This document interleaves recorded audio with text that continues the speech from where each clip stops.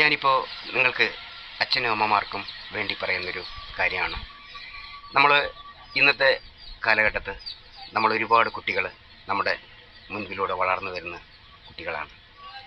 അവർ ഒരു നല്ല നിലയിലെത്തണം എന്ന് എല്ലാ അച്ഛനമ്മമാർക്കും വലിയ ആഗ്രഹമാണ്.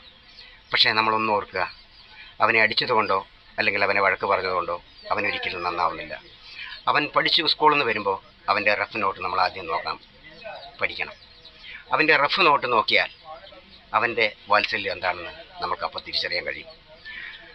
ആ റഫ് നോട്ടിലൂടെ അവനെ അത് നോക്കി അവൻ ഏതാണോ താല്പര്യം അതിനോട് അവനെ വിട്ടേക്കണം. അപ്പോൾ അവൻ വലിയൊരു രാജാവോ അല്ലെങ്കിൽ ഒരു തമ്പുരാനോ ആയി മാറും. പക്ഷെ നമ്മൾ അവനെ നോക്കി നീ അത് ശരിയല്ല എന്ന് പറഞ്ഞാൽ അവൻ്റെ മനസ്സിനൊരു കോട്ടം തട്ടും. ഈ കോട്ടം തട്ടുമ്പോൾ അവൻ്റെ എല്ലാ വാത്സല്യങ്ങളും നഷ്ടപ്പെട്ടു പോവാണ്. നമ്മളായിട്ട് അവനെ ഒരിക്കലും അല്ലെങ്കിൽ